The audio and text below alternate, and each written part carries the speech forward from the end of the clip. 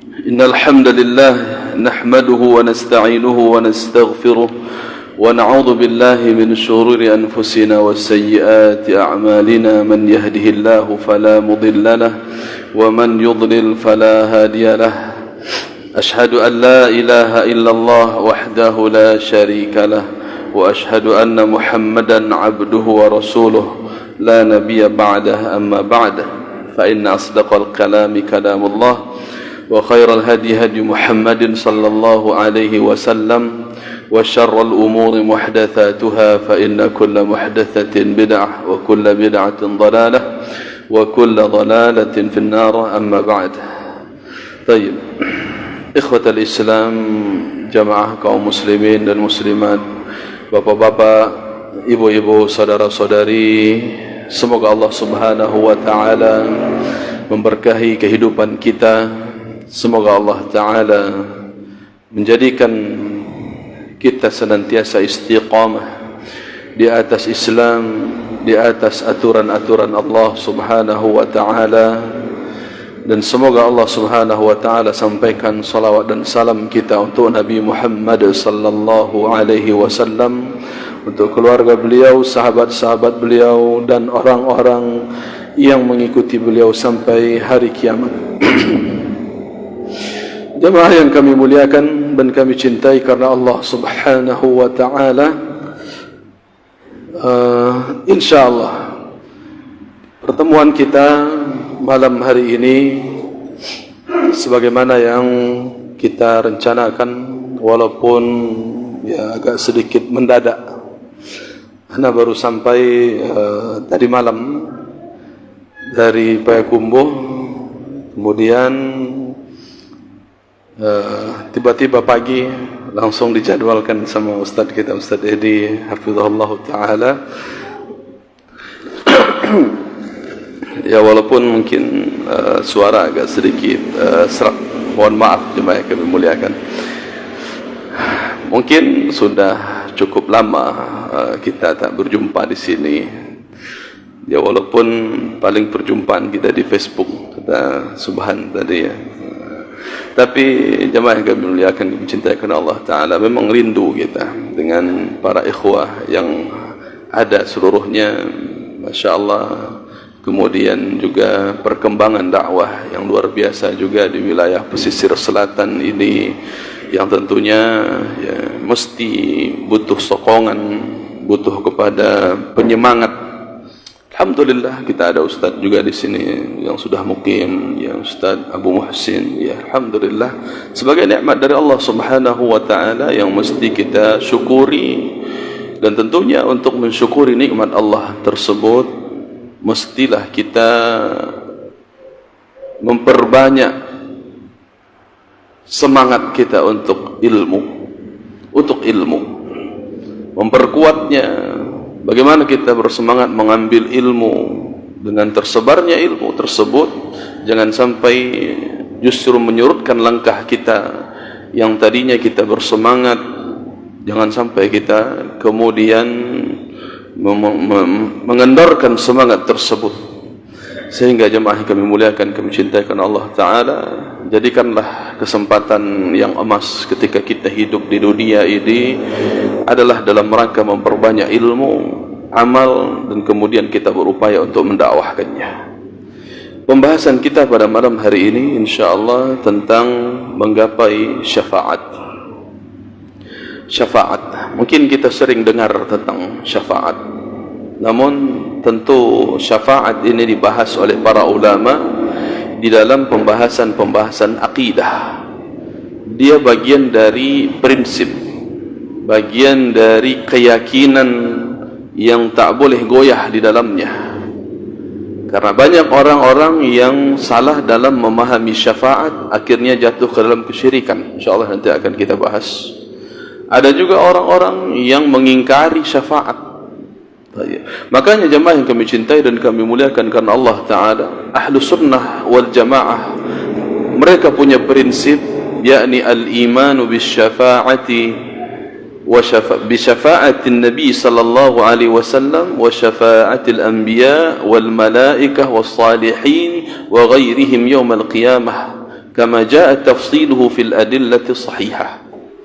Syekh Profesor Dr. Nasir Al-Aqal hafizahullah taala, beliau meringkaskan, menyimpulkan poin penting dalam perkara syafaat ini dalam akidah Ahlus Sunnah wal Jamaah, bahwa Ahlus Sunnah wal Jamaah beriman tentang syafaatnya Nabi sallallahu alaihi wasallam. Begitu pula dengan syafaat seluruh al-anbiya, para nabi, syafaat-syafaat para malaikat, syafaat-syafaatnya orang-orang saleh dan yang selain mereka. Maka ini kita imani seluruhnya akan ada nanti di hari kiamat. Kama jaa tafsiluhu fil adillati sahihah, sebagaimana perinciannya ada di dalam dalil-dalil yang sahih. Pertama, jemaah yang kami muliakan, kita mesti tahu dulu apa yang dimaksud dengan syafaat. Secara bahasa, syafaat dari kata asy-syaf'u. Asy-syaf'u ada di dalam Al-Quran, surat Al-Fajr ayat yang ketiga, wasy-syaf'i wal watr. Wasy-syaf'i wal watr. Nah, asy-syaf'u ini maknanya adalah sesuatu yang genap. Ini secara bahasa, sesuatu yang genap. Genap lawannya ganjil.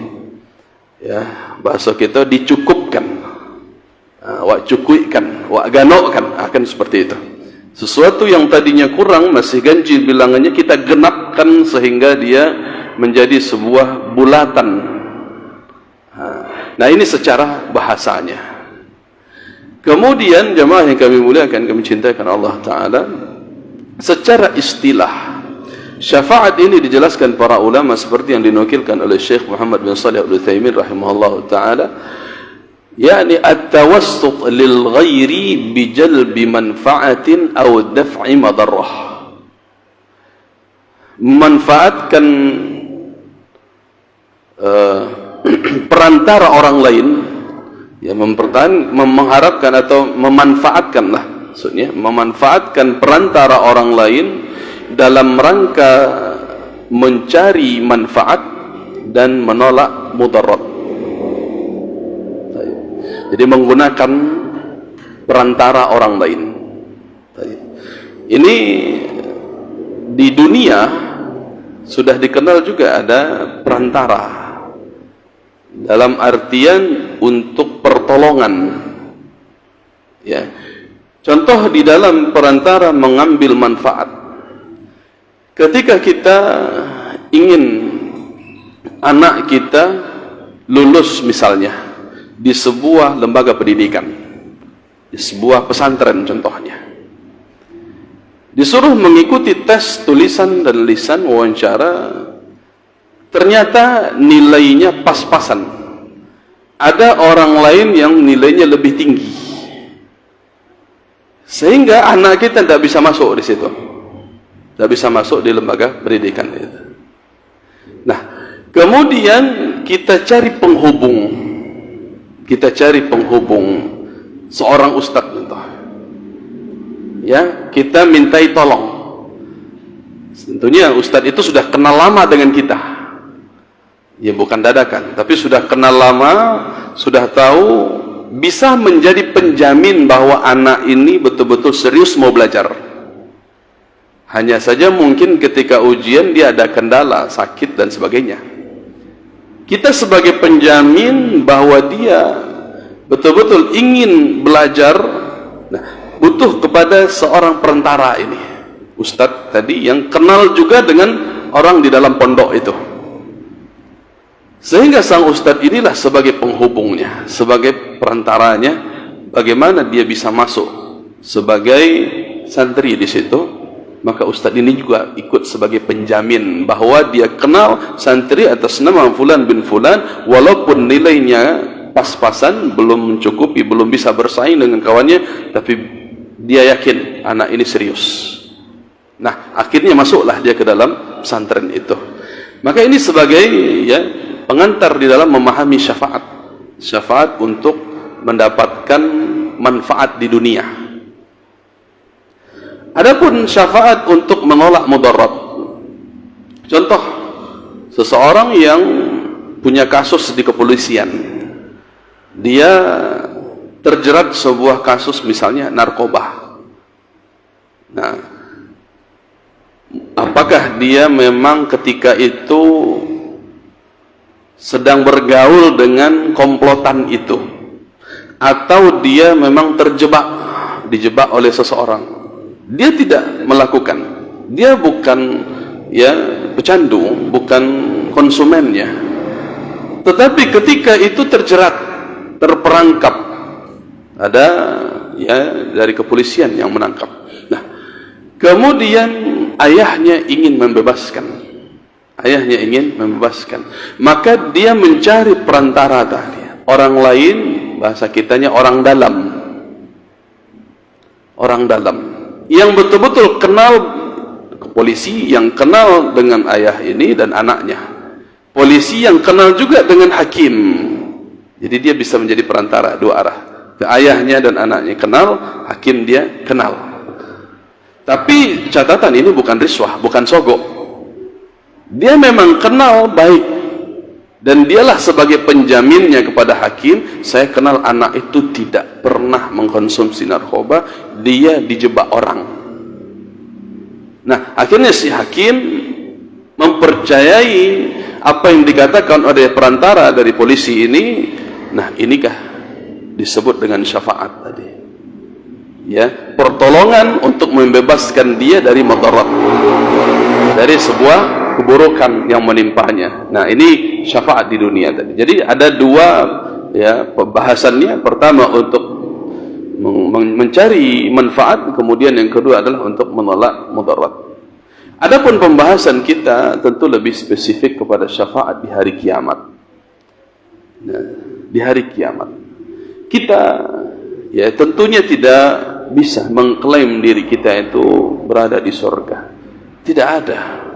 Ahlus sunnah wal jamaah tidak boleh, tidak pernah satupun dari mereka yang telah menganggap dirinya itu masuk surga, nggak ada.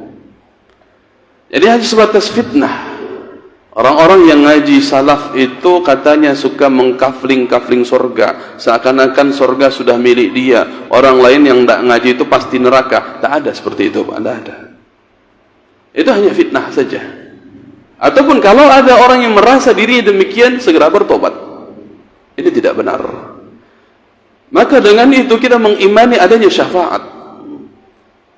Adanya syafaat. Sehingga jemaah yang kami cintai dan kami muliakan karena Allah Subhanahu wa taala. Garis besar yang pertama dalam persoalan syafaat ini, setelah kita bahas pengertiannya, kita harus yakin syafaat itu hanyalah milik Allah taala. Pertolongan yang sebenarnya itu hanyalah milik Allah Subhanahu wa taala. Kita diselamatkan dari neraka, dimasukkan ke dalam surga, itu hak Allah Subhanahu wa taala. Sehingga Allah katakan dalam surat Az-Zumar ayat 44, "Qul lillahi syafa'atu jami'a." Katakanlah, hanya milik Allah lah seluruh syafaat itu. Hanya milik Allah lah seluruh syafaat itu.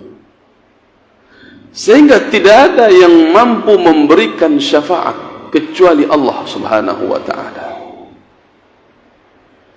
Jangan seperti klaim atau anggapan orang-orang musyrik. Anggapan orang-orang musyrik yang mereka mengaku-ngaku ada syafaat dari selain Allah. Dalam surat Yunus ayat 18. Wa ya'buduna min dunillahi ma la yadhurruhum wa la yanfa'uhum wa yaqulun haula'i syufa'auna 'indallah. Dan mereka kaum musyrikin menyembah selain Allah, padahal selain Allah itu tidak mampu mendatangkan bahaya, tidak mampu pula mendatangkan manfaat sama sekali. Lalu mereka setelah menyembah selain Allah mengklaim haula'i syufa'auna 'indallah. Yang kami sembah ini akan memberikan syafaat di sisi Allah nanti. Ini akan memberikan pertolongan di sisi Allah nanti. Jadi dia sembah patung, dianggap patung itu mampu mengalahkan hujahnya Allah, mampu mengalahkan ketetapan Allah. Ini menurut mereka. Dia sembah kuburan orang saleh dengan harapan kuburan atau orang saleh yang disembah itu dianggap mampu langsung nanti jadi orang dalam di sisi Allah. Sehingga ketika Allah putuskan orang ini kekal di neraka, dia berangan-angan, khayalan mereka, ini patung ini atas nama Syekh Fulan akan ngomong ke Allah nanti, membatalkan keputusan Allah. Itu maksud orang-orang kafir di dalam menilai syafaat. Sehingga jamaah yang kami cintai dan kami muliakan karena Allah Subhanahu wa ta'ala, padahal syafaat itu hanya milik Allah, hanya milik Allah. Tentunya Allah Subhanahu wa ta'ala ketika memberikan syafaat mesti ada syarat, mesti ada syarat. Bagaimana syaratnya? Diringkaskan para ulama berdasarkan dalil-dalil yang sahih. Itu ada dua syarat dari syafaat sehingga dia bisa diberikan kepada seseorang nanti di hari kiamat. Pertama, izin Allah Ta'ala untuk yang memberikan syafaat. Mesti ada izin dari Allah. Karena syafaat ini bisa dari Nabi Muhammad SAW, dari para nabi yang lain, dari malaikat, dari orang-orang saleh. Namun semua itu mesti ada izin dulu dari Allah Subhanahu wa ta'ala, sehingga barulah yang disebutkan tadi berhak memberikan syafaatnya, berhak menjadi perantaranya nanti yang menolong dia di sisi Allah Ta'ala. Allah Subhanahu wa ta'ala katakan dalam surat Al-Baqarah, ya, dalam ayat kursi, man dzalladzi yashfa'u 'indahu illa bi'idnih.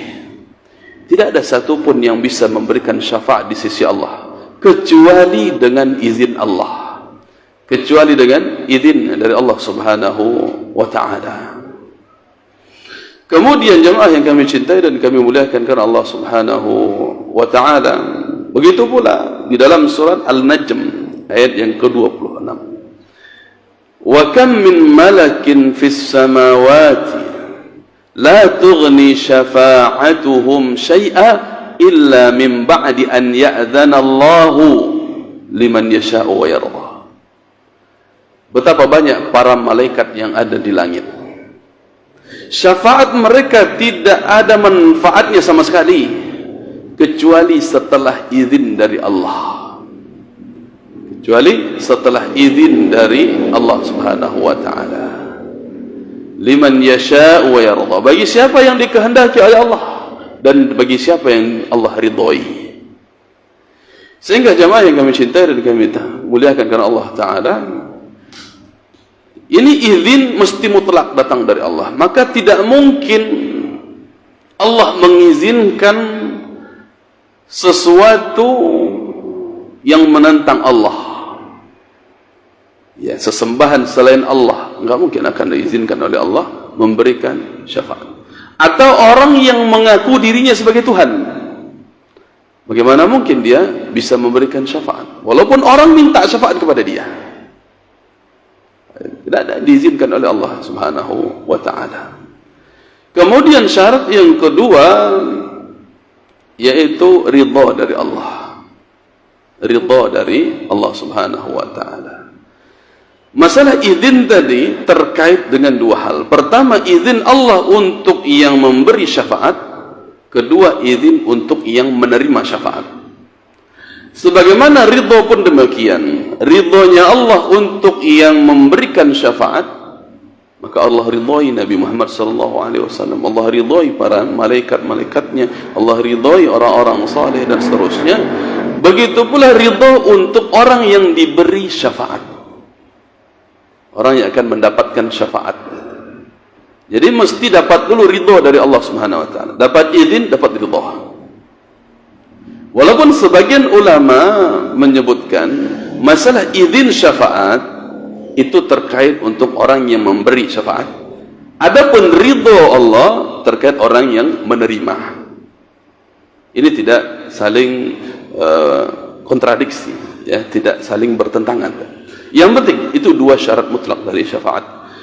Bagaimana mendapatkan syafaat dari Allah? Mesti ada izin dari Allah dan ada ridha dari Allah. Kalau kita gabungkan seluruhnya, izin bagi yang memberi dan izin bagi yang menerima, ridha bagi yang memberi dan ridha bagi yang menerima.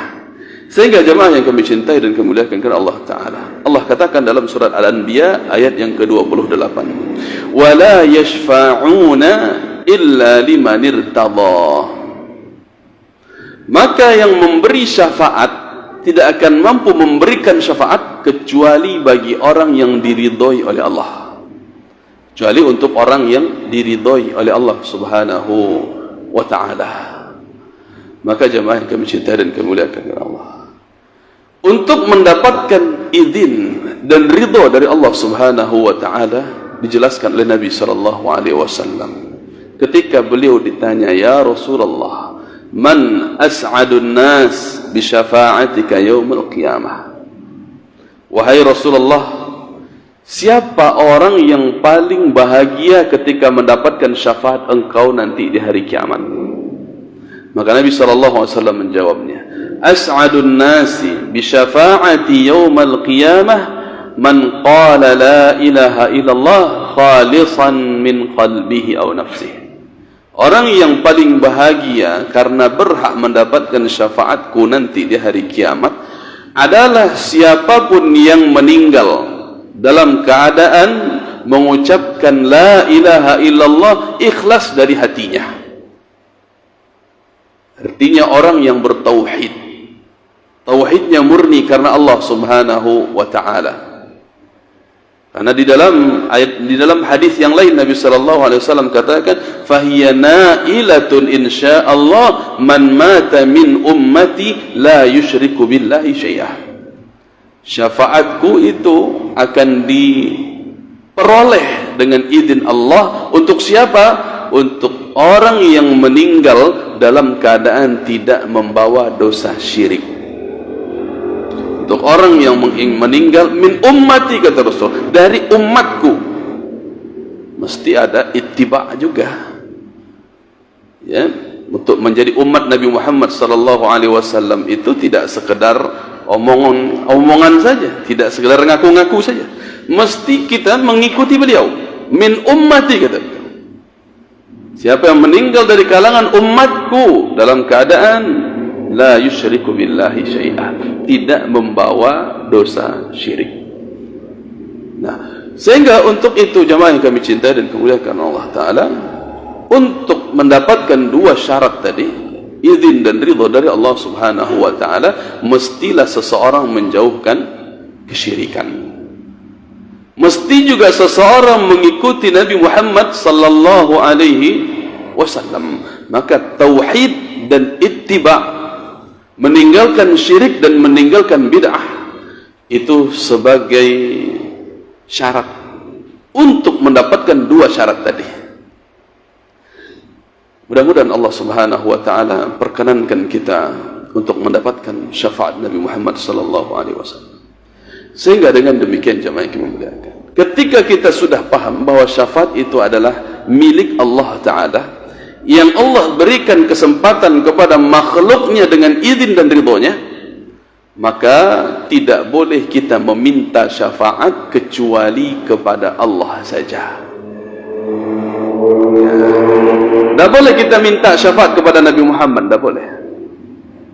Ada orang mungkin berdoa, ya, karena dalam syair-syair mereka, dalam solawat mereka sering terucapkan oleh mereka permintaan kepada Nabi Muhammad, ya Rasulullah, wahai Rasulullah, berikan kami syafaatmu.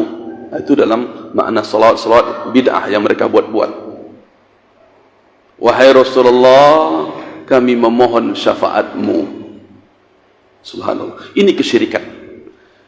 Ya, doa semacam ini kesyirikan karena dia meminta kepada selain Allah. Lalu bagaimana agar kita mendapatkan syafaat Nabi Muhammad sallallahu alaihi wasallam? Tetap minta kepada Allah. Ya Rasulullah, ya Allah, ya Allah. Ya. berikan kepadaku syafaat nabimu.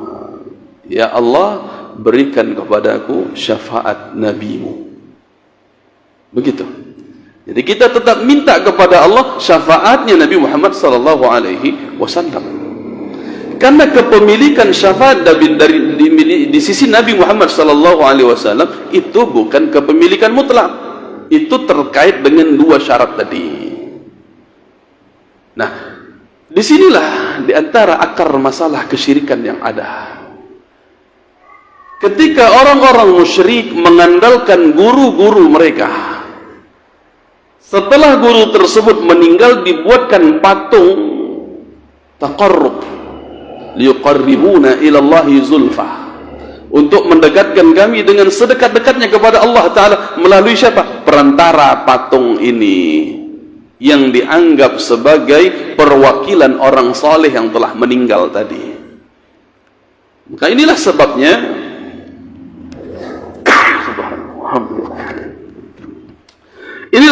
jemaah yang kami cintai dan kami muliakan karena Allah Subhanahu wa taala, di antara akar kesyirikan, akhirnya orang-orang musyrik ini menggantungkan hati mereka kepada guru-guru. Ya, ketika mereka mengagungkan gurunya dalam bentuk patung yang mereka sembah setelah gurunya meninggal, mereka berharap guru inilah yang akan menyampaikan tentang dirinya kepada Allah nanti. Sehingga mereka sering memohon, meminta kepada guru, wahai Syekh Fulan bin Fulan, sampaikan nanti syafaat engkau untukku. Begitu. Sehingga mereka menganggap ada orang dalam yang menjadi penghubung kepada Allah Ta'ala di hari kiamat yang bisa menyelamatkan dirinya. Sehingga dalam perkara inilah banyaknya orang-orang yang tergelincir dalam perkara-perkara syafaat. Sehingga banyak yang memohon syafaat itu bukan kepada Allah Ta'ala, melainkan kepada yang lainnya, bahkan kepada Nabi Muhammad SAW, ataupun ada yang meminta syafaat tersebut kepada para malaikat atau kepada orang-orang saleh. Walaupun kita mengakui adanya syafaat dari malaikat, syafaat dari para nabi, dari orang saleh, namun tetap saja itu miliknya siapa? Milik Allah Ta'ala. Disinilah akarnya Ahlus Sunnah wal Jamaah di dalam persoalan syafaat. Jamaah yang kami muliakan, kami cintai karena Allah Subhanahu wa Ta'ala, persoalan syafaat ini disebutkan dan dijelaskan para ulama pembagiannya. Yang pertama, tentang syafaat yang muthbatah, syafaat yang dibenarkan, yakni yang berdasarkan dalil-dalil yang ada. Syafaat dari yang ada dalam Al-Quran dan As-Sunnah. Ini syafaat yang ditetapkan. Ada pula syafaat yang tidak ada dalilnya, yaitu syafaat batil, syafaat yang batilah, yakni syafaat yang tidak pernah dijelaskan oleh Allah Ta'ala dan Rasulnya.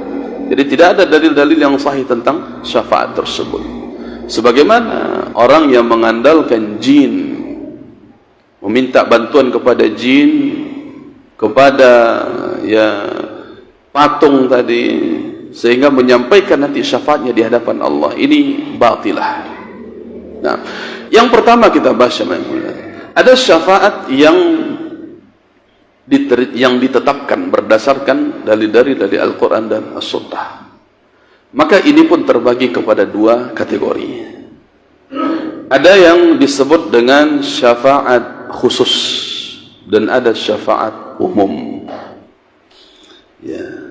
Syafaat khusus yakni yang dikhususkan oleh Allah untuk Nabi Muhammad sallallahu alaihi wasallam.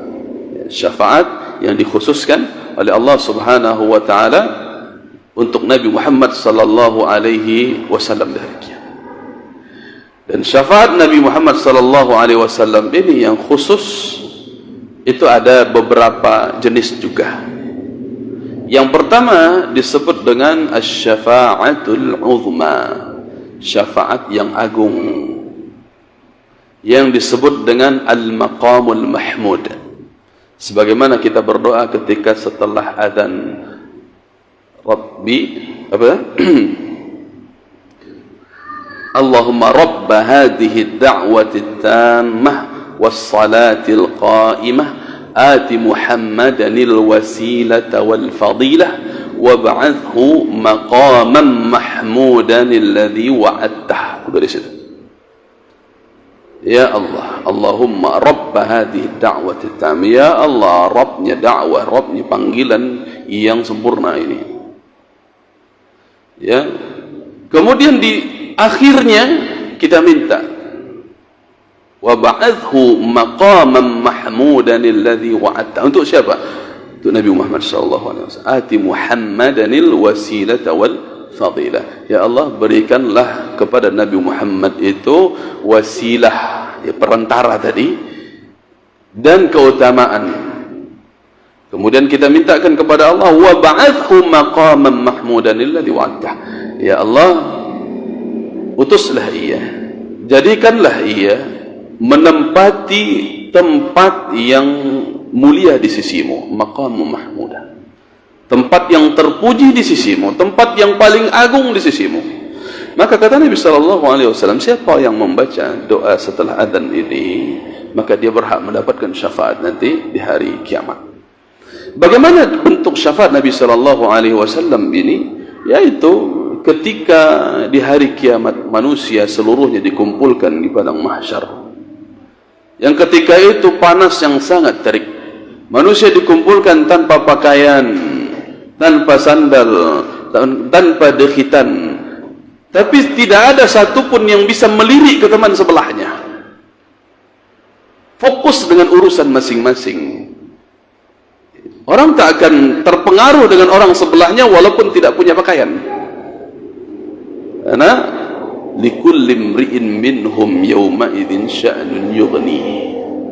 Karena setiap manusia ketika itu punya urusan masing-masing yang menyibukkan diri masing-masing. Sehingga mereka mengantri berkumpul seluruhnya, tidak tahu lagi bagaimana nasib mereka, apa lagi akan mereka lakukan dalam penantian yang panjang. Akhirnya para manusia tersebut, mereka pertama mendatangi Nabi Adam. Namun Nabi Adam tidak bisa memberikan syafaat. Kemudian mereka mendatangi Nabi Nuh, demikian juga Nabi Nuh tidak bisa memberikan syafaat perantara untuk menghubung kepada Allah Ta'ala. Kemudian pula mereka mendatangi Nabi Ibrahim, Nabi Musa, Nabi Isa, sama. Mereka tidak bisa memberikan syafaat karena tidak diizinkan oleh Allah. Barulah kemudian para manusia seluruhnya mendatangi Nabi Muhammad sallallahu alaihi wasallam. Dalam keadaan ketika itu Nabi Muhammad bersujud kepada Allah Ta'ala. Allah panggil, irfa' ra'sak wasal tu'tah wasfa'tu syafa'. Angkat kepadamu wahai Muhammad, mintalah maka akan dikabulkan permintaan. Mintalah agar diberikan izin untuk memberi syafaat, maka engkau diberikan izin memberi syafaat. Maka ketika itulah jemaah yang memuliakan mencintai Allah Ta'ala, manusia mengakhiri masa penantian mereka di padang mahsyar menuju fase-fase berikutnya, yaumul hisab. Nah, inilah syafaat Nabi Muhammad SAW sebagai maqam mahmud, sebagai posisi yang sangat terpuji di sisi Allah Subhanahu wa Ta'ala, ketika seluruh orang-orang mulia dari para nabi dan rasul ketika itu tak mampu memiliki, tak mampu memberikan syafaat, akan tetapi Nabi Muhammad SAW diizinkan oleh Allah memberikan syafaat. Kemudian ya, syafaat khusus yang kedua yang dimiliki oleh Nabi Muhammad SAW adalah syafaat ketika manusia belum diizinkan memasuki surga. Ketika orang-orang beriman belum diizinkan memasuki surga, maka Nabi Muhammad SAW lah yang membuka pintu surga itu pertama sekali sebagai bentuk syafaat beliau yang dikhususkan oleh Allah Subhanahu wa Ta'ala kepada beliau. Ada lagi yang ketiga, syafaat khusus dimiliki oleh Nabi Muhammad sallallahu alaihi wasallam, yaitu syafaat beliau untuk paman beliau Abu Talib. Walaupun tidak bisa memasukkan paman beliau ke surga karena status kafir, yang tetap disandang sampai ajal menjemput beliau Abu Talib. Sehingga walaupun demikian Nabi SAW tetap diberi izin oleh Allah memberikan syafaat, yaitu sekedar untuk meringankan azab beliau, sekedar untuk meringankan azab Abu Talib. Namun seringan-ringannya azab ketika itu, jemaah yang kami muliakan, ketika dipakaikan sandal dari neraka, maka melelehlah otaknya. Ini azab paling ringan. Seorang pakai sandal dari api neraka, saking panasnya sandal tersebut meleleh sampai otak. Apalagi yang lebih besar dari itu, subhanallah. Yang paling ringan saja tidak terbayangkan oleh kita. Ini menunjukkan kengeriannya api neraka. Wal'iyadu billah. Kita berlindung kepada Allah Ta'ala dari siksa api neraka.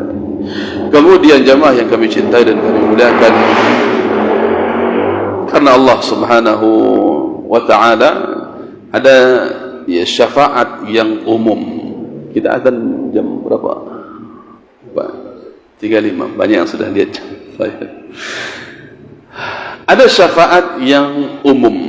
Maksudnya umum ini dimiliki oleh Nabi Muhammad sallallahu alaihi wasallam dan dimiliki juga oleh selain Nabi Muhammad. Nah, seperti syafaat untuk dikeluarkannya seseorang dari neraka menuju surga. Ini bisa dilakukan oleh Nabi Muhammad SAW dengan izin dan ridha dari Allah tentunya.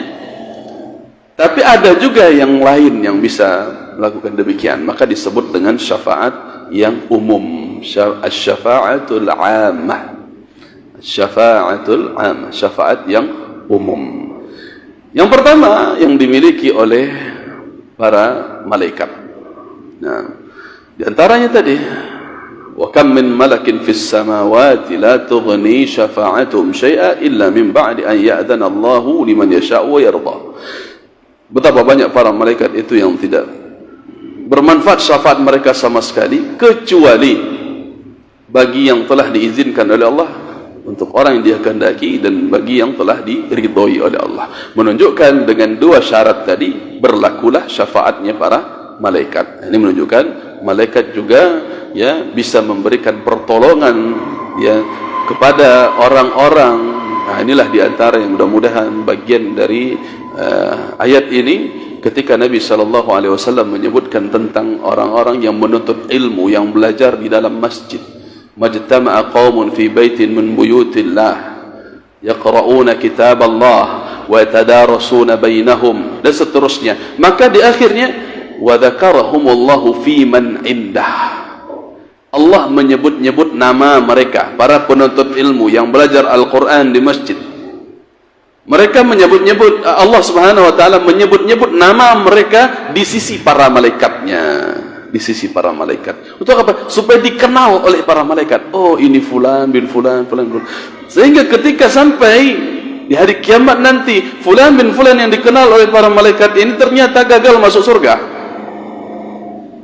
Akhirnya para malaikat itulah yang memberikan rekomendasi kepada Allah Ta'ala sebagai penghubung kepada Allah Subhanahu wa Ta'ala, yang mengeluarkan mereka dari neraka menuju surga. Kemudian jemaah yang kami cintai dan muliakan karena Allah, begitu juga di antara para yang memberikan syafaat adalah para nabi. Ya, syafaat umum dimiliki oleh para nabi.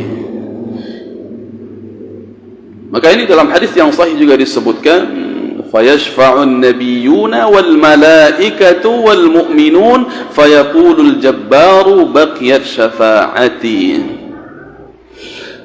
Ya, maka ketika hari kiamat, ya, ketika hari kiamat berlakulah syafaat para nabi dan para malaikat. Begitu pula wal mu'minun, dan orang-orang yang beriman. Fayaqulul jabbaru baqiyat syafa'ati. Maka Allah al-jabbar ya menegaskan telah tetap syafaatku. فيقبض قبضة من النار فيخرج أقواما قد امتحشوا فيلقون في نهر بأفواه الجنة يقال له ماء الحياة.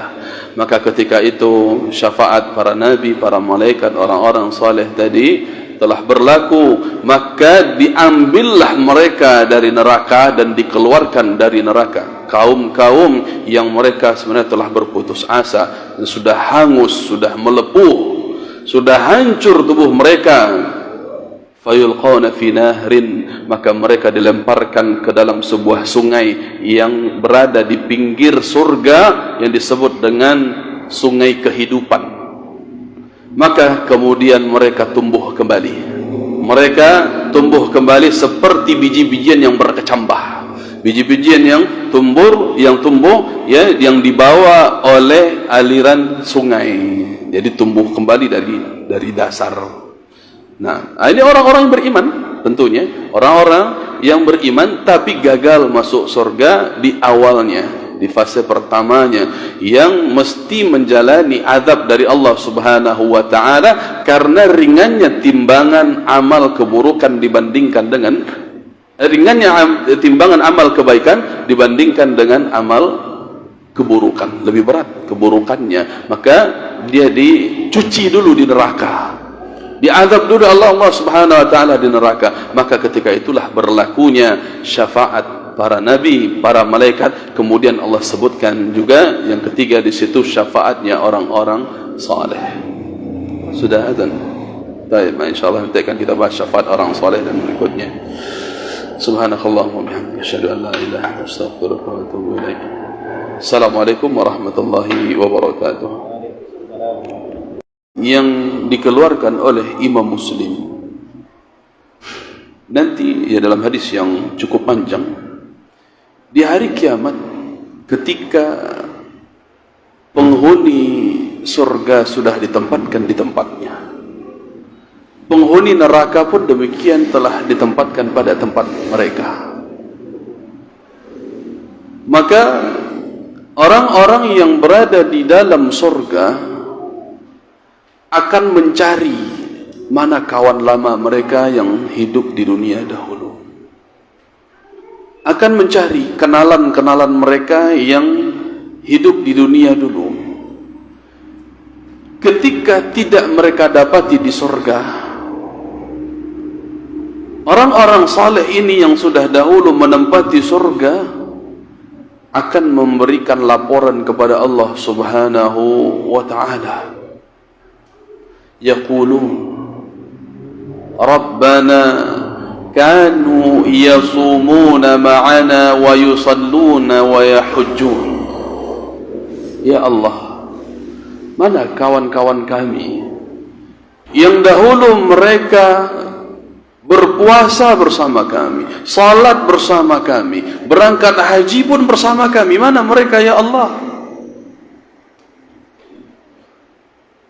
Ini tentunya sebuah laporan untuk memberikan kesempatan pertolongan, sehingga mereka akan laporkan kawan-kawan mereka. Maka Allah katakan kepada mereka, fayuqalu lahum akhriju man araftum. Kalau begitu, kalian yang menanyakan di mana kawan-kawan kalian yang puasa bersama kalian, yang salat bersama kalian, berangkat haji dan amal ibadah yang lain yang kalian lakukan bersama, maka sekarang keluarkanlah siapa yang kalian kenal. Keluarkanlah dari neraka siapa yang kalian kenali.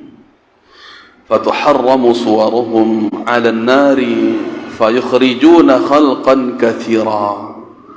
Maka dengan sebab itulah, sebab laporan itulah kepada Allah Ta'ala, orang-orang yang mereka kenal itu diharamkan wajah mereka disentuh oleh api neraka, dan akhirnya mereka dikeluarkan dari neraka, dikeluarkan bahkan jumlah yang besar. Qad akhadatin nar ila nisfi syaqaih aw wa ila rukbatayh. Padahal ketika itu api neraka sudah sempat membakar sampai batas betis mereka. Bahkan ada yang sudah membakar sampai lutut mereka. Tapi dengan sebab syafaat. Dengan sebab syafaat yang diizinkan Allah Ta'ala untuk orang-orang saleh ini yang akhirnya diberikan kepada kawan-kawan mereka yang selama hidup di dunia mereka kenal tentang kesalehannya. Sehingga jemaah kami muliakan, ketika kita berkumpul di majelis ilmu, kita berupaya, berusaha untuk menjadi orang saleh, orang baik. Bukan berarti kita cap diri kita baik, tidak, tapi kita berusaha untuk menjadi baik.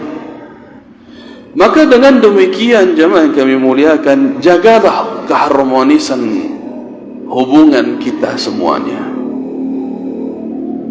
Jagalah persahabatan kita dengan kawan-kawan yang baik.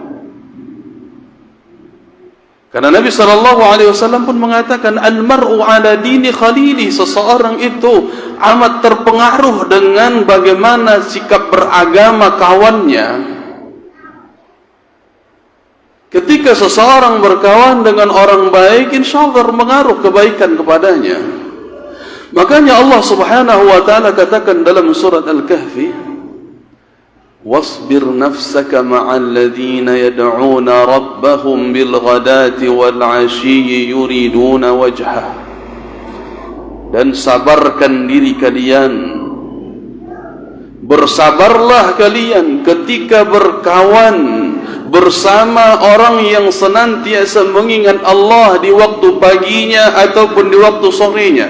Sepanjang waktu dia ingat kepada Allah, taat kepada Allah, bersabar ketika berkawan dengan orang ini.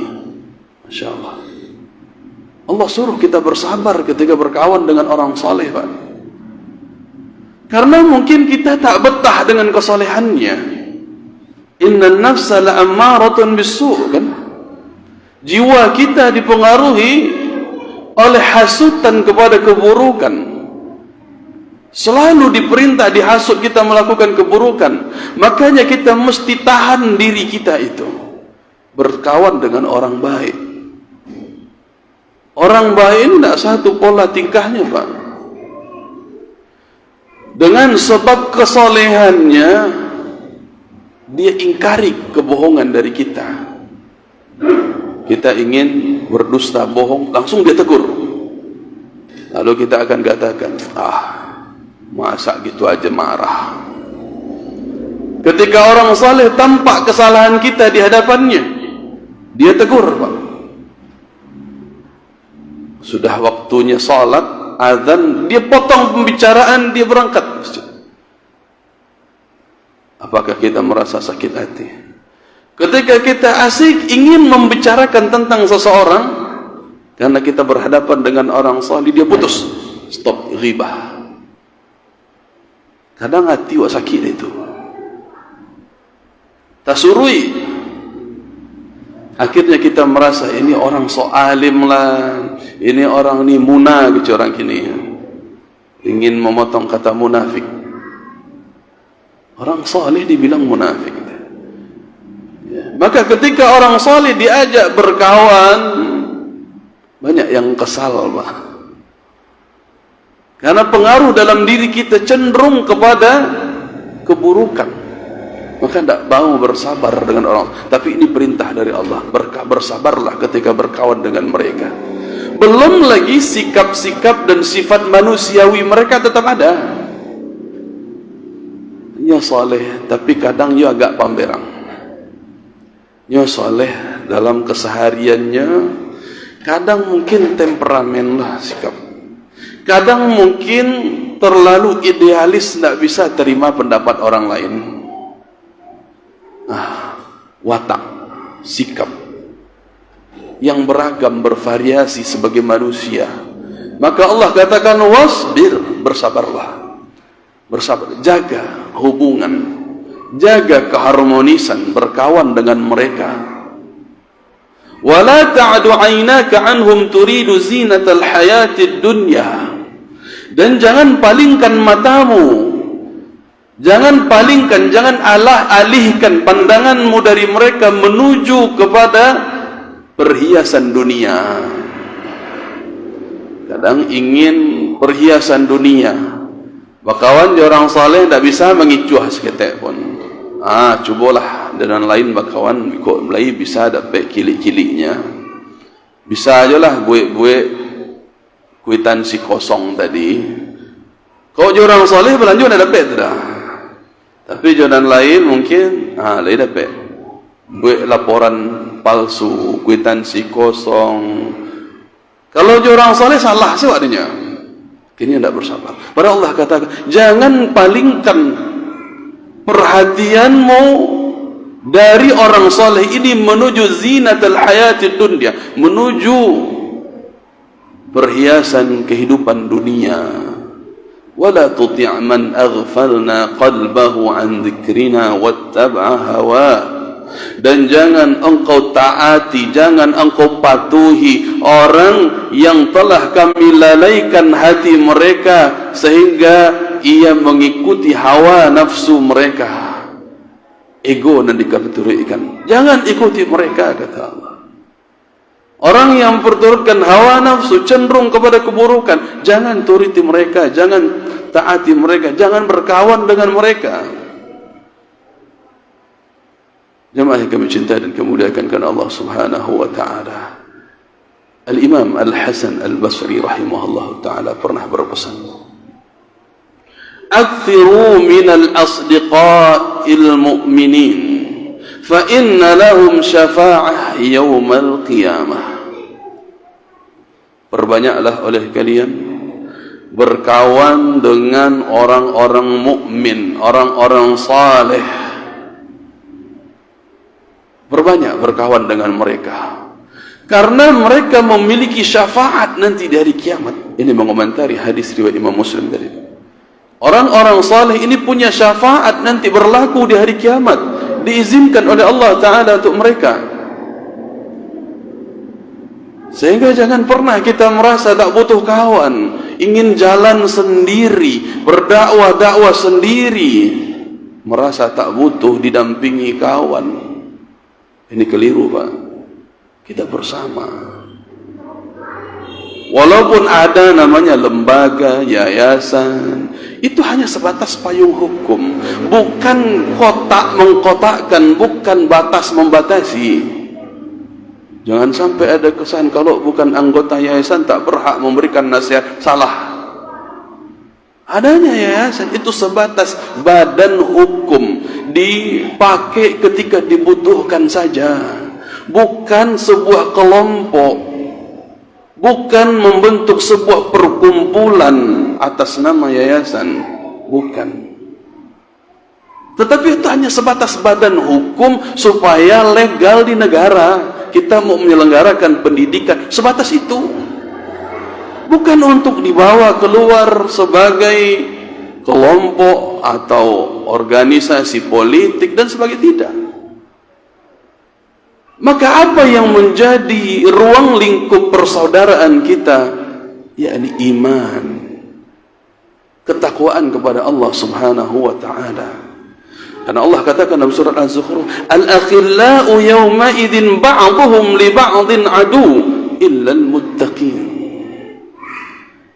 Semua bentuk pertemanan, persahabatan pada hari kiamat akan berbalik menjadi musuh. Semua bentuk persahabatan, pertemanan di hari kiamat jadi musuh, Pak. Illal muttaqi, kecuali yang membangun persahabatannya di atas ketakwaan, di atas kesalehan, amar ma'ruf nahi mungkar. Itu ruang lingkup persahabatan, keimanan. Bukan bersahabat karena satu hobi, karena satu merek motor, mobil. Bukan itu persahabatan. Karena satu job, pekerjaan, profesi, bukan. Kenapa berkawan dengan dia? Sama-sama hobi bola, hobi mancing, bukan itu.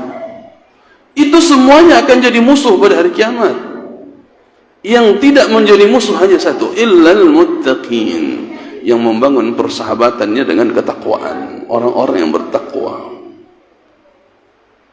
Sehingga jamaah yang kami cintai dan kami muliakan karena Allah Subhanahu wa ta'ala, ini yang mesti kita bangun, ini yang mesti kita pertahankan. Bagaimana keutuhan ukhuwah di atas Islam, di atas iman, di atas ketakwaan kepada Allah Subhanahu wa ta'ala, agar kita saling mengingatkan. Kalau ada yang salah, keliru, ingatkan. Beri dia uzur, ingatkan. Beri dia uzur, ingatkan. Tidak dibiarkan juga, dan tidak bersuuzon juga kepada dia, tidak. Kalau keliru, coba ingatkan, beri uzur, ingatkan, beri uzur, seperti itu. Bukan dirusak namanya, dibeberkan di media-media, dihina dan sebagainya, bukan seperti itu. Tetapi kita berusaha mengingatkan. Kalau memang sudah diingatkan berkali-kali, sudah dia sebagai orang pelopor maksiat kebid'ahan yang tidak lagi hal yang remeh, tapi sudah membahayakan kesesatan yang sudah dia tebarkan kepada orang lain, ini baru orang lain diingatkan, jangan ambil ilmu dari fulan ini. Itu sah. Kapan? Setelah kita ingatkan, berkali-kali kita tegakkan hujjah di hadapannya. Setelah kita beri uzur, setelah kita berhusnudzon kepadanya, baru ini bisa berlaku. Tetapi dalam ranah-ranah kita masih bisa memberikan nasihat itu. Kita masih bisa membangun persahabatan di atas keimanan, ketakwaan. Kita eratkan lagi, jamaah kami muliakan. Kita eratkan lagi. Karena jangan sampai kita mengklaim, saya sudah bisa ini, bisa itu, sudah punya ilmu ini, ilmu itu, amanlah masalah surga. Subhanallah. Jemaah yang kami cintai, Al-Imam Ibnul Jauzi rahimahullahu ta'ala, di dalam majlis ilmu beliau pernah mengatakan, di dalam majlis ilmu beliau, illam tajiduni fil jannati bainakum, kalau antum tidak mendapati aku berada di dalam surga bersama kalian,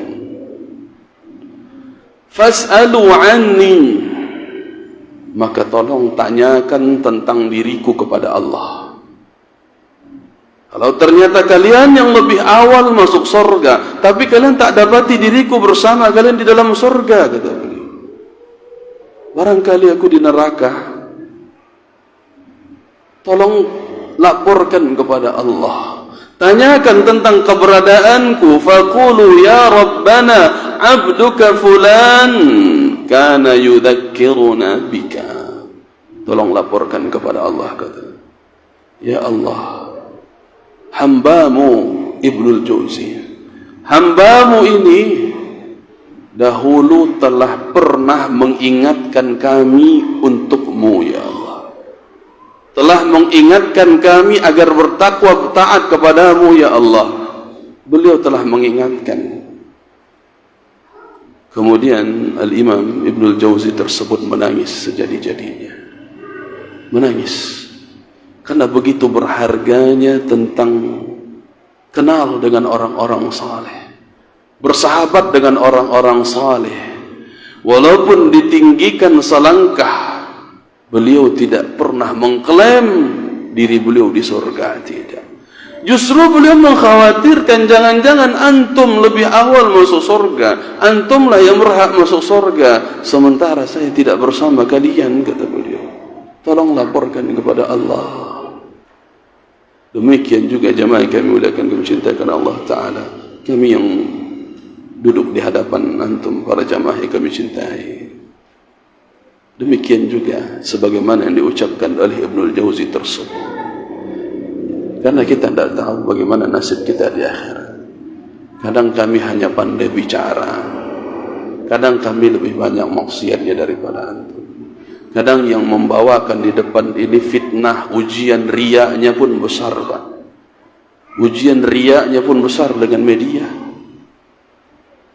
Bahkan banyak orang yang lebih ikhlas ketika berada di balik layar.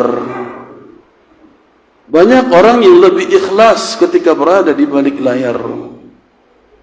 Karena Nabi SAW pernah mengukur, mengatakan itu, in kanu fil hirasah, kanu fil hirasah. Tentang pasukan yang berjihad dengan keikhlasan mereka, walaupun ditempatkan di barisan belakang jaga perbatasan, mereka jaga, mereka tetap di perbatasan, tidak mau tampil ke depan, karena itu yang ditugaskan dan mereka jalankan dengan ikhlas karena Allah. Mereka yang dipuji, mereka yang berhak mendapatkan rahmat dari Allah Subhanahu wa ta'ala. Dimanapun posisi kita, jemaah yang kami cintai dan kami muliakan, dimanapun tempat kita, ada yang diberikan jabatan ini, ada yang diamanahkan ini dan itu, ada yang ditugaskan ini dan itu, ada yang cuma bisa bantu di belakang, cuma sekedar mengambilkan air, mengambilkan tisu, ada yang cuma bisanya share. Tapi ketika dilakukan ikhlas karena Allah Subhanahu wa ta'ala, itulah yang terbaik. Akramakum indallahi atqakum. Belum tentu kami yang berada di depan ini, di depan layar, yang dilihat oleh orang banyak, belum tentu kami yang berada di depan ketika di sorga nantinya. Barangkali bisa-bisa kamilah yang lebih kalah daripada antum. Jangan-jangan kamilah yang masih ada riyanya, sehingga Allah tempatkan di neraka. Tapi tolong jamaah yang kami cintai dan kemuliakan karena Allah, minimal seperti apa yang dikatakan Ibnu Jauzi tadi, tolong laporkan kepada Allah Subhanahu wa ta'ala bahwa kita pun pernah ngaji bersama, kita pernah membahas Al-Quran, ayat-ayat Allah bersama, kita pernah saling mengingatkan bersama, kita pernah saling belajar menuntut ilmu bersama. Minimal ini disampaikan kepada Allah Subhanahu wa ta'ala nantinya. Jamaah yang kami cintai dan kami muliakan karena Allah Subhanahu wa ta'ala, maka dengan demikian pentingnya kita bersama dalam dakwah, menjalin ukhuwah. Pentingnya kita untuk memilih teman-teman yang baik. Kita bersahabat dekat dengan orang-orang baik, namun tetap kita mesti tegur sapa dengan orang-orang yang lain selama dia muslim. Selama dia muslim, tetap tebarkan salam kepada mereka, jamaah. Jangan sampai, mohon maaf, kadang ada lontaran di luar sana, kata orang, semakin orang itu mengaji semakin keras, tak pernah lagi tegur sapa dengan masyarakat sekitar. Kayak-kayaknya sorga sudah milik dia. Ini keliru, jemaah. Ini keliru. Kita betul mencari teman baik mesti pilih-pilih, bersahabat dekat mesti pilih-pilih. Tapi ada namanya dalam Islam sahabat dekat, ada saudara umum, ada ukhuwah Islamiyah. Selama seseorang itu muslim, tegur sapa dengan dia, ucapkan salam, kenal ataupun tak kenal kita. Walaupun kita untuk memilih kawan dekat mesti pilih-pilih, iya. Jadi ada ukhuwah secara umum, ada secara khusus. Dan inilah diantara faktor keberhasilan seseorang menggapai syafaat dari Allah Subhanahu wa ta'ala kelak di hari kiamat. Ketika dia banyak berteman, bergaul, bersahabat dengan orang-orang saleh, walaupun tidak mengabaikan hak kaum muslimin yang lainnya. Jamaah yang kami cintai dan kami muliakan karena Allah Subhanahu wa ta'ala. Kemudian di antara yang lain yang memiliki syafaat adalah Al-Quranul Karim. Ini memiliki syafaat di sisi Allah Ta'ala. Apanya? Qiraah, membacanya. Nah, bagaimana membacanya? Yakni dengan membaca bacaannya, maknanya, mempelajari isi kandungannya, mengamalkan isi-isinya. Jadi bacaan, pemahaman yang benar dan amal yang saleh. Ini yang dikatakan dengan ashabul Quran, mereka yang ahli Al-Quran. Sebagaimana dikatakan oleh Nabi sallallahu alaihi wasallam dari Abu Umamah Al-Bahili, beliau pernah mendengar Rasul sallallahu alaihi wasallam bersabda, "Iqra'ul Quran fa innahu ya'ti yaumal qiyamah syafi'an li ashabihi." Hadis riwayat Muslim. Bacalah Al-Quran, kata Nabi sallallahu alaihi wasallam, Karena Al-Quran itu di hari kiamat datang sebagai pemberi syafaat bagi ashabnya, bagi orang yang menekuninya. Kalau ashab, yakni orang yang senantiasa akrab dengan Al-Quran itu, akrab dengan bacaannya, akrab dengan pemahamannya, akrab dengan makna yang diamalkan di dalamnya. Ini ashabul Quran. Sehingga ini pemberi syafaat. Kedekatan seseorang dengan Al-Quran adalah pemberi syafaat yang diizinkan oleh Allah Subhanahu wa ta'ala pada hari kiamat. Begitu pula jemaah yang kami cintai dan kami muliakan, di antara syafaat yang memberikan syafaat yang diizinkan oleh Allah Ta'ala memberikan syafaat di hari kiamat adalah ibadah puasa yang kita lakukan. Ibadah puasa. Ya tentunya di samping puasa-puasa wajib, banyak puasa-puasa sunnah.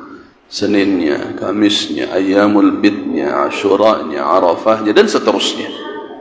Bahkan yang paling banyak itu adalah puasa Daud. Itu paling banyak, tidak boleh lebih dari itu. Baik. Maka Nabi SAW mengatakan dalam hadis yang dikeluarkan oleh Imam Ahmad, Imam Al-Hakim, kemudian hadis ini disahihkan oleh Imam Al-Hakim dan disetujui oleh Imam Al-Dhahabi. Nabi SAW mengatakan, as-siyamu wal Qur'an yashfa'ani lil 'abdi yawmal qiyamah. Puasa dan Al-Quran kedua-duanya memberikan syafaat bagi seorang hamba pada hari kiamat. Maka pada hari kiamat puasa melapor kepada Allah Subhanahu wa ta'ala, Rabbi mana'tuhu at-ta'ama wasyahawat fin nahar. Ya Allah, aku sebagai puasa, aku telah menghalangi dia dari makan, minum, syahwat ketika siang hari. Maka berikan aku kesempatan untuk memberikan syafaat kepadanya. Begitu pula Al-Quran melapor kepada Allah Ta'ala, mana'tuhu an-nawma bil-lail. Ya Allah, aku telah melarangnya, mencegahnya untuk tidur di malam hari karena dia sibuk denganku, sibuk dengan Al-Quran. Qiyamul lail, membaca ayat Al-Quran di dalam salatnya, kemudian meraja Al-Quran lagi, membaca Al-Quran lagi. Maka aku telah mencegahnya untuk tidur, ya Allah, sehingga berilah kesempatan kepadaku untuk memberikan syafaat kepadanya. Akhirnya Allah Subhanahu wa ta'ala memberikan izin kepada puasa dan al-qiraatul Quran untuk memberikan syafaat kepada orang-orang yang sibuk dengan hal itu. Demikian jemaah yang kami cintai dan kami muliakan karena Allah Subhanahu wa ta'ala. Mudah-mudahan bermanfaat apa yang kita bahas pada persembahan kita di malam hari ini. Semoga Allah Subhanahu wa ta'ala kuatkan keimanan kita dan kuatkan akidah kita di atas akidah yang benar. Namun ada satu lagi yang penting yang perlu kita sampaikan juga supaya tidak terputus. Ya, sebagaimana tadi ada firqah di dalam Islam yang berlebih-lebihan di dalam syafaat sehingga menganggap syafaat itu ada dari selain Allah Ta'ala, ini adalah penyimpangan. Ada pula firqah yang mereka mengklaim syafaat itu tidak ada nanti di hari kiamat. Tidak ada syafaat di hari kiamat. Contohnya firqah Khawarij yang mereka mengatakan syafaat Allah, syafaat dari Rasulullah, syafaat dari para nabi, para malaikat itu tidak ada manfaatnya bagi pelaku dosa besar di hari kiamat. Karena menurut orang Khawarij, pelaku dosa besar itu kafir. Ini firqah yang menyimpang, ini kesesatan. Padahal Nabi SAW mengatakan dalam hadis riwayat Abu Daud, syafaati li ahlil kabair min ummati.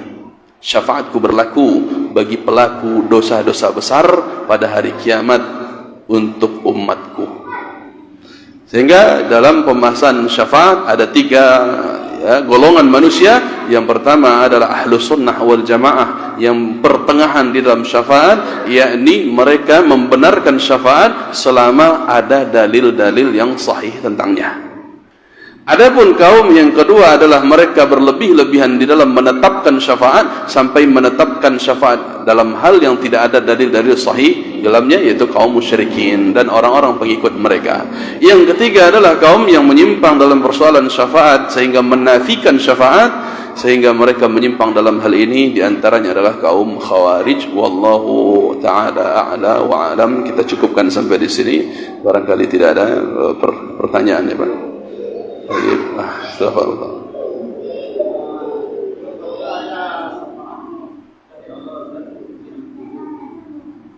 Syafaat di alam kubur. Allahu alam tentang alam kubur secara nasnya, secara dalil-dalil yang ada yang kita tahu, ya, yaitu di hari kiamat. As'adun nasi yaumal qiyamah, kata Nabi SAW, orang yang paling berbahagia di hari kiamat. Artinya qiyamah di sini secara khusus, qiyam dibangkitkan dari kubur, jadi setelah alam barzakh.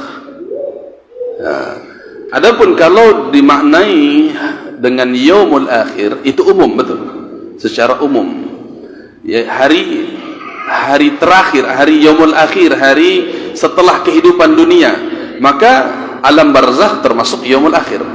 Tetapi dia secara khususnya tidak masuk ke dalam yaumul qiyamah, karena dimaknai dengan qiyamah adalah setelah kebangkitan dari alam barzakh. Maka Allahu alam kita bisa menjawabnya hanya sebatas secara zahir dalam hadis yang dikatakan di situ syafaat adalah yaumul qiyamah. Allahu alam.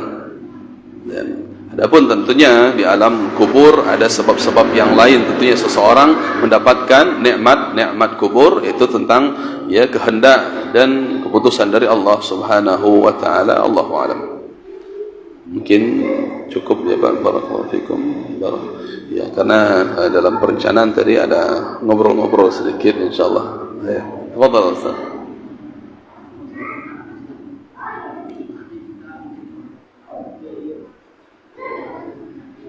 Afwan, tak terdengar jelas Pak. Pak, puasa sunnah Pak. Iya.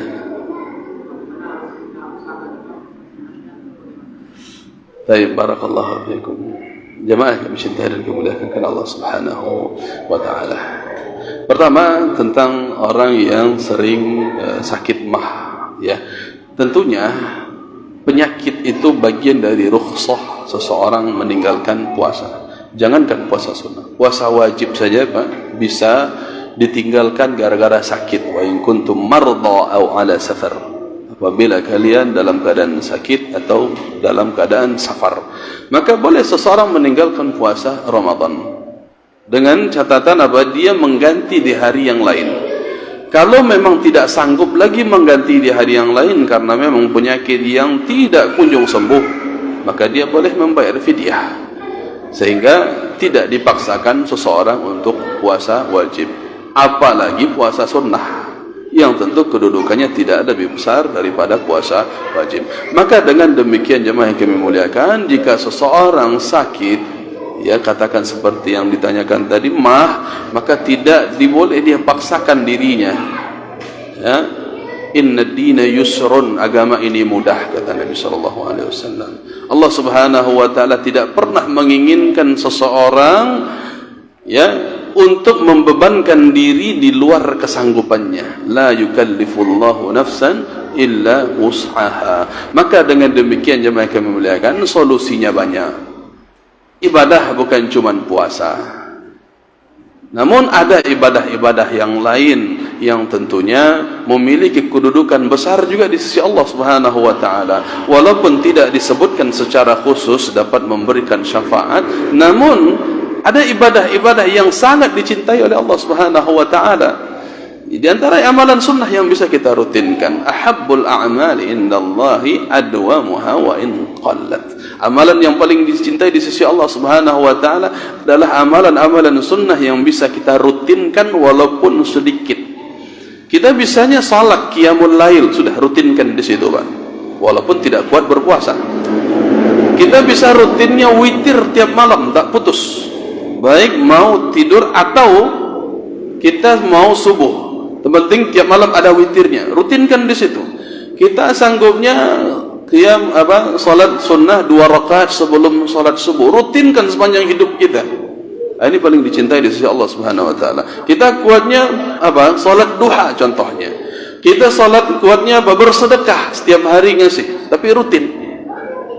Rutin. Maka yang diinginkan dalam hal ini yang paling dicintai oleh Allah Subhanahu wa taala yang bisa kita rutinkan walaupun sedikit, sehingga solusi ketika kita tak mampu melakukan sebuah ibadah sunnah yang satu, maka bisa merutinkan ibadah sunnah yang lainnya walaupun jumlahnya tidak banyak tetapi rutin, tidak banyak variasinya.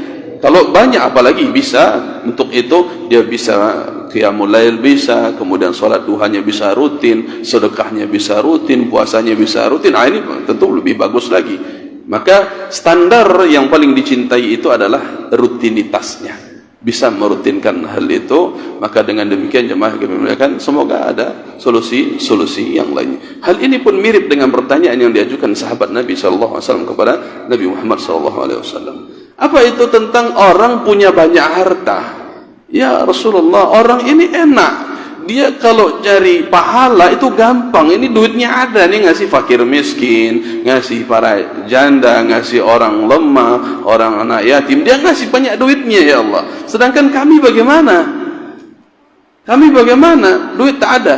Uang ya harta untuk disedekahkan tak ada. Berarti kami terbatas, tidak bisa mendapatkan pahala seperti orang kaya ini. Maka jemaah yang dimuliakan, kata Nabi SAW tentang keadilan Islam, kalau engkau bisa merutinkan ya bacaan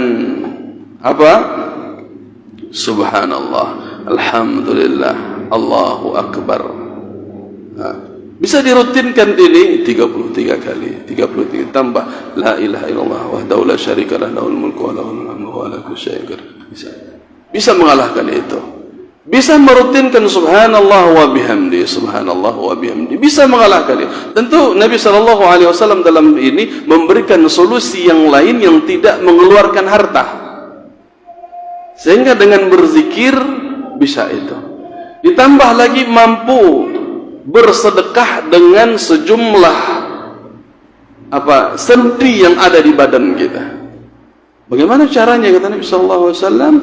Ya, karena setiap manusia punya sekitar 360 sendi di tubuhnya, itu bisa mengeluarkan nilai sedekah. Bagaimana caranya? Lakukan salat duha 4 rakaat. Berarti ada solusi untuk mengimbangi, menyaingi orang melakukan ibadah dengan harta, bisa diimbangi dengan cara yang lain tanpa mengeluarkan harta. Inilah keadilan Islam tadi. Maka kalau puasa tidak sanggup untuk dirutinkan puasa sunnah, ya cari amalan ibadah yang lain yang bisa kita rutinkan. Kita belajar, kita baca Al-Quran setiap hari, membaca kitab, baca hadis setiap hari. Ini sudah sebagai solusi insyaAllah ta'ala. Allahu a'lam.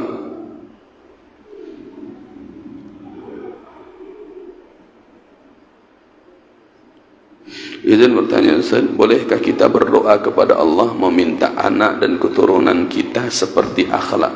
Meminta akhlak anak dan keturunan kita seperti akhlak Rasulullah sallallahu alaihi wasallam. Barakallahu wa barakallahu. Tentu boleh jemaah memuliakan.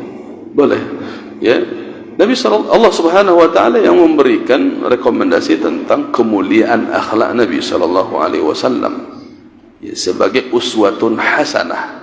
Maka ketika kita meminta untuk diri kita, jangan cuma anak, untuk diri kita, untuk anak-anak kita, untuk keluarga kita, sebagai pengikut setia Nabi Muhammad sallallahu alaihi wasallam dalam akhlak kita kepada Allah Ta'ala, akhlak kita kepada Nabi Muhammad, akhlak kita kepada seluruh makhluk Allah Ta'ala, maka tentunya ya ini sangat dianjurkan. Laqad kana lakum fi Rasulillahi uswatun hasanah. Maka kita boleh, bahkan sangat dianjurkan untuk meminta agar akhlak kita mengikuti akhlak Nabi Muhammad sallallahu alaihi wasallam.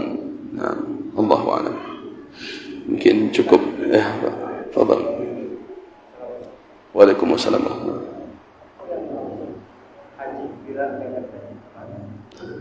Barakallahu fikum. Apa beda haji qiran dengan haji tamattu? Ini pembahasan ya tentang manasik haji lebih ya luas. Artinya kalau ya secara sederhananya saja, haji tamattu itu seseorang melakukan umroh dulu baru melaksanakan ibadah haji. Adapun haji qiran, dalam satu ihram yang sama, niat yang sama, digabung ibadah umrohnya dengan ibadah hajinya. Nah, untuk detailnya tentu perlu mengikuti tata cara manasik tadi. Ya, insyaallah di YouTube banyak itu. Nah, tapi secara sederhananya saja, haji tamattu artinya tamattu kita berlambat-lambat artinya. Ya, menunda ibadah hajinya, bukan menunda dari waktu yang sebenarnya, tapi kita datang dulu ke situ, kemudian umrah dulu, kemudian tahallul. Selesai umrah, terputus kita mau kemana-mana, baru nanti pas datang harinya haji kita ihram lagi, ya baru melaksanakan haji. Nah, adapun untuk qiran ini dia bersama satu kali ihram itu langsung include untuk umrah dan untuk haji. Tentu caranya ini yang perlu didetailkan dengan beberapa ya pilihan untuk masalah sa'i misalnya, bisa diawalkan, bisa diakhirkan. Maka kita sarankan untuk merujuk kembali kepada tata cara, langkah-langkah, step by stepnya, langkah demi langkahnya. Allahu a'lam. Barakallahu fikum. Kita cukupkan ya, insyaallah. Barakallahu fikum. Subhanakallah wa bihamdika asyhadu an la ilaha illa anta astaghfiruka wa atubu ilaik. Salah dan kurangnya kami mohon maaf. Assalamualaikum warahmatullahi wabarakatuh.